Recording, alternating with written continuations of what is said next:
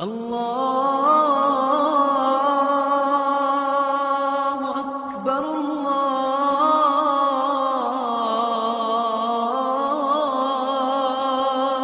اکبر۔ جب اہل شام نے الگ حکومت اپنی قائم کر دی، حضرت علی کے مقابلے میں اپنی حکومت کا اعلان کر دیا تحکیم کے فیصلے کے بعد، اور اس پر خوارج کی ایک جماعت بن گئی، الگ ہو گئے، جنہوں نے پھر بڑی خوفناک جنگیں کی، بڑے زمانے تک وہ مسلمانوں کو نقصان پہنچاتے رہے۔ تو تین خارجی اکٹھے ہوئے کہ جتنا فساد ہے نا اس کی جڑ ہے ایک عمر بن عاص اور معاویہ بن ابی سفیان اور علی بن ابی طالب رضی اللہ تعالیٰ عنہ، ان تینوں کو قتل کر دو، فتنہ ختم ہو جائے گا۔ تو عمر بن عاص اس دن آئے ہی نہیں، وہ مصر کے گورنر تھے، فجر کی نماز، تو جو ان کی جگہ آئے وہ مارے گئے، شہید ہو گئے۔ معاویہ رضی اللہ تعالیٰ عنہ پر اس نے وار کیا، لیکن وہ سر سے پھسل کے کمر پہ جا کے لگا اور کمر چھل گئی، لیکن اللہ نے زندگی بچائی۔ تو عبد الرحمن بن ملجم جس نے حضرت علی کو شہید کیا، یہ آیا ہوا تھا کوفے میں، تو لوگوں نے کہا امیر المومنین یہ اس کے ارادے اچھے نہیں نظر آتے، تو اس کو ہم پکڑ نہ لیں۔ فرمان لگے تو مجھے پھر اللہ کی ملاقات کیسے ملے گی؟ میں تو تم میں نہیں رہنا چاہتا، میں تو اللہ سے ملنا چاہتا۔ حضرت علی کے ساتھیوں نے بڑی بے وفائی کی، بڑی بے وفائی کی، اس لیے میں کہہ رہا ہوں مظلوم ترین ہستی۔ بسر بن ابی ارطاط نے یمن پہ قبضہ کر لیا شام کے لشکر کی طرف سے، اور حضرت عبید اللہ بن عباس رضی اللہ تعالیٰ عنہ کے 2 بچے اپنے ہاتھوں سے ذبح کیے، جیسے بکرا ذبح کیا جاتا۔ آل رسول کے 2 بچوں، میں صنعاء میں اس مسجد میں گیا، وہیں ان کی قبریں موجود۔ تو حضرت علی بے قرار ہو کے نکلے کہ چلو اہل شام کے خلاف جہاد کریں، اور باہر شہر سے باہر جا کے خیمہ لگایا رات کو۔ صبح دیکھا تو ایک آدمی بھی نہیں آیا ہوا تھا، اکیلے تھے۔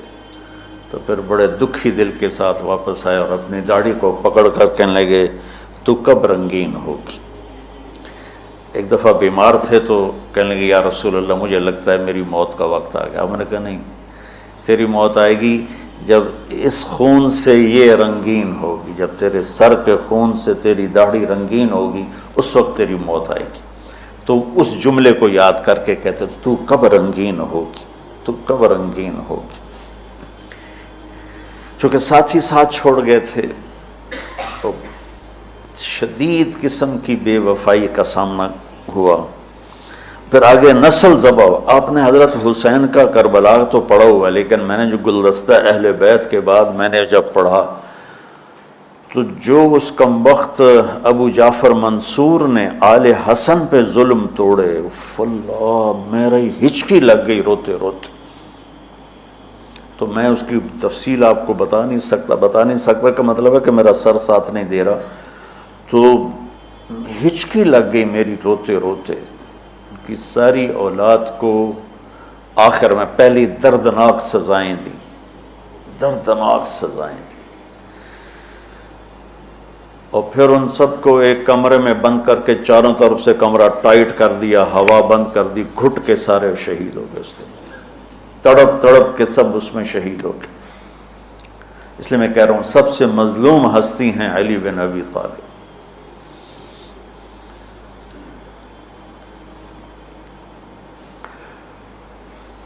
تو فرمانے لگے اس کو پکڑو گے تو میں شہید کیسے ہوں گا؟ پھر ایک دن دیکھا کہ لوگ گھر گوار پہرا دے رہے تھے۔ آپ نے کہا کیا کر رہے ہو؟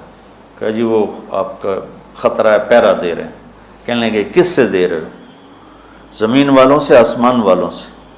وہ کہنے لگے جی آسمان والوں سے کون دے سکتا ہوں، زمین والوں سے پہرا دینے کا۔ بیٹا جا کے سو جاؤ، آسمان والا فیصلہ کرتا ہے، تو زمینی پہرے کام نہیں آتے، جاؤ، اور فیصلے آسمان سے اترتے ہیں، زمین پہ نہیں اترتے۔ تو 21 رمضان کو فجر کی نماز میں اس نے آ کے جو وار وہ سیدھا سر پہ لگا تو سر پھٹ گیا، تلوار دماغ میں چلی گئی، شور مچ گیا، پکڑا گیا۔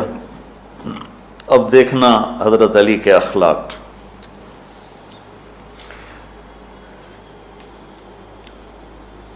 لوگ اکٹھے ہو گئے، حضرت زینب کو پتہ چلا تو وہ بھاگی بھاگی آئیں اور رونے لگی، واہ ابتا واہ ابتا۔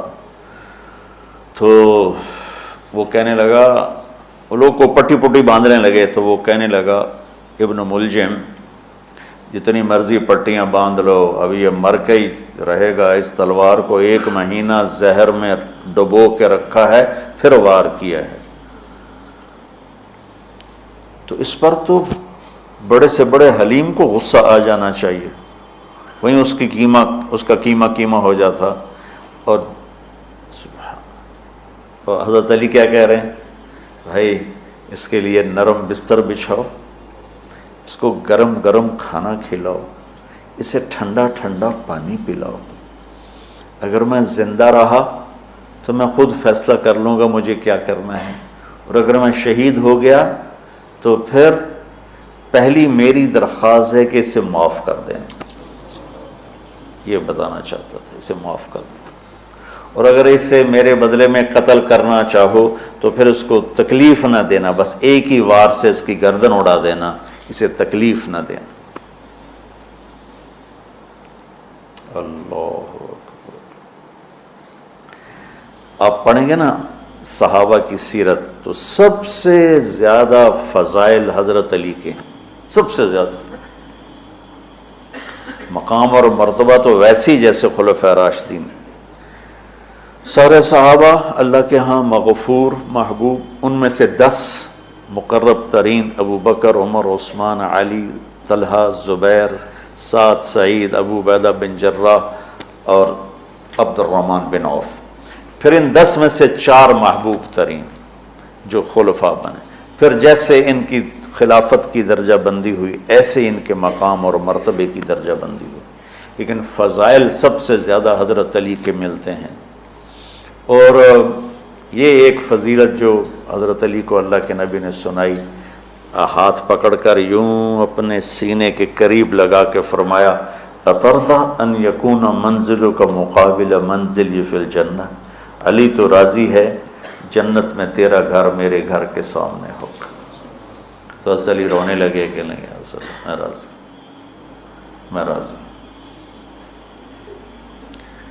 تو آج کی رات اس ہستی کی شہادت ہے، فجر کی نماز میں ان کا انتقال ہوا، جن کو میرے نبی نے ابو تراب کا لقب دیا کہ تو میرے لیے ایسے جیسے موسیٰ کے لیے ہارون ہے، تیرا گھر جنت میں میرے گھر کے سامنے ہوگا۔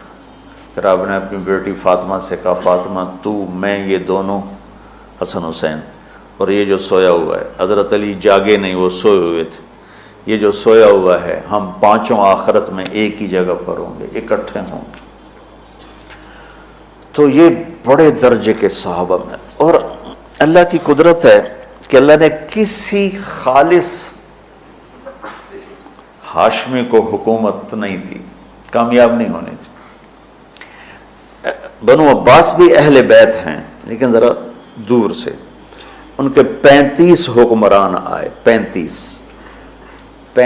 میں سوائے ایک کے سب کی مائیں ہاشمی نہیں تھی۔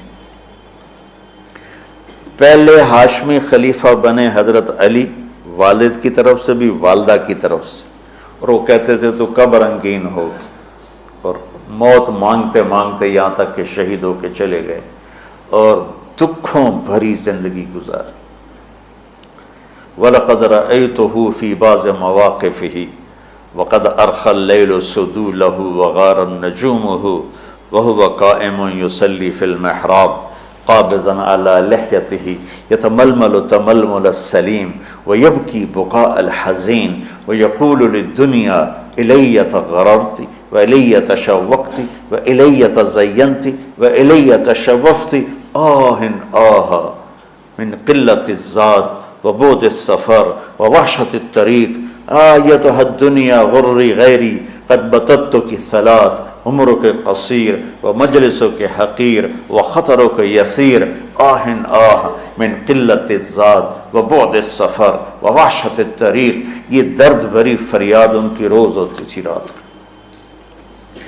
ایسے تڑپتے تھے جیسے سانپ کا ڈسا تڑپتا ہے، اور ایسے روتے تھے جیسے دکھوں کا مارا روتا ہے.